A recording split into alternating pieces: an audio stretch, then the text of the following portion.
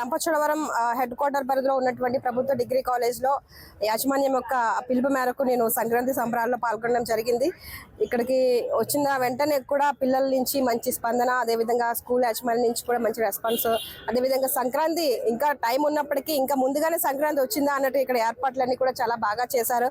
పిల్లలు కూడా మంచిగా మంచి మంచి స్టాల్స్, ముగ్గులు, డాన్సులు ఇవంతా మంచి ఏర్పాట్లు కూడా చేసుకొని చాలా చాలా పండగ వాతావరణం ఇక్కడ మన ప్రభుత్వ డిగ్రీ కాలేజ్ లో ఉంది.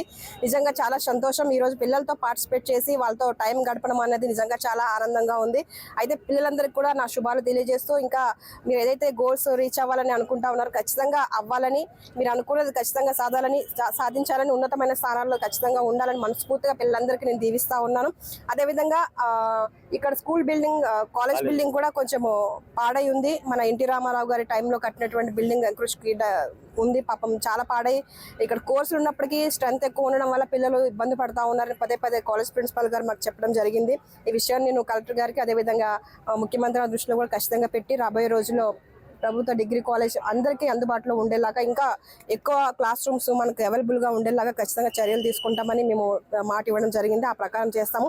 అదేవిధంగా నియోజకవర్గ ప్రజలకి, రాష్ట్ర ప్రజలకు అందరికీ కూడా సంక్రాంతి శుభాకాంక్షలు తెలియజేస్తా ఉన్నాము. ఈ సంక్రాంతి పండుగ మీ యొక్క జీవితాల్లో ఆనందాన్ని, సంతోషాన్ని, వెలుగులు నింపాలని, అదేవిధంగా అందరూ విజయం బాట వైపు ముందుకు వెళ్ళాలని మనస్ఫూర్తిగా కోరుకుంటూ అందరికీ సంక్రాంతి శుభాకాంక్షలు. Thank you. అందరికీ నమస్కారం సార్. నా పేరు రవికుమార్. నేను ప్రిన్సిపల్ ఎఫ్ఎస్సిగా ప్రభుత్వ డిగ్రీ కళాశాల రంపచోడవరంలో విధులు నిర్వహిస్తున్నాను. ఈరోజు మా కళాశాల కమిషనర్ గారి ఉత్తర్వుల మేరకు జేడీ గారి యొక్క అనుమతితో, ఆర్జేడీ గారి యొక్క పర్మిషన్తో మా కళాశాలలో సంక్రాంతి సంబరాలను నిర్వహించడం జరిగింది సార్.